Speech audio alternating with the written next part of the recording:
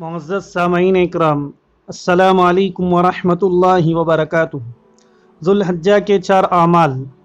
ذوالحجہ کا پہلا عمل حجاج کی مشابہت۔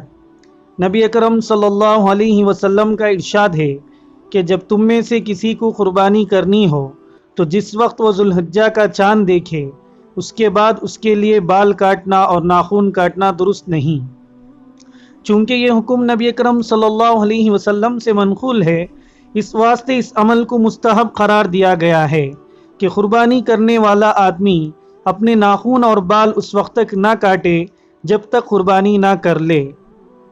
حضور سرور دو عالم صلی اللہ علیہ وسلم نے ہم پر اور ان لوگوں پر جو بیت اللہ کے پاس حاضر نہیں ہیں، اللہ تعالیٰ کے کرم کو متوجہ فرمانے اور ان کی رحمت کا مستحق بنانے کے لیے یہ فرما دیا کہ ان حجاج اکرام کے ساتھ تھوڑی سی مشابہت اختیار کر لو۔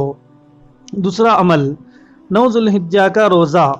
یہ ایام اتنی فضیلت والے ہیں کہ ان ایام میں ایک روزہ ثواب کے اعتبار سے 1 سال کے روزوں کے برابر ہے، اور 1 رات کی عبادت شب قدر کی عبادت کے برابر ہے۔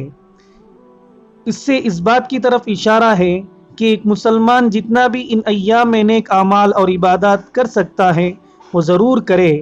اور 9 ذوالحجہ کا دن عرفے کا دن ہے، جس میں اللہ تعالیٰ نے حجاج کے لیے حج کا عظیم الشان رکن یعنی وقوف عرفہ تجویز فرمایا، اور ہمارے لیے خاص 9 تاریخ کو نفلی روزہ مقرر فرمایا، اور اس روزے کے بارے میں ارشاد فرمایا کہ عرفے کے دن جو شخص روزہ رکھے تو مجھے اللہ تبارک و تعالیٰ کی ذات سے یہ امید ہے کہ اس کے 1 سال پہلے اور 1 سال بعد کے صغیرہ گناہوں کا کفارہ ہو جائے گا۔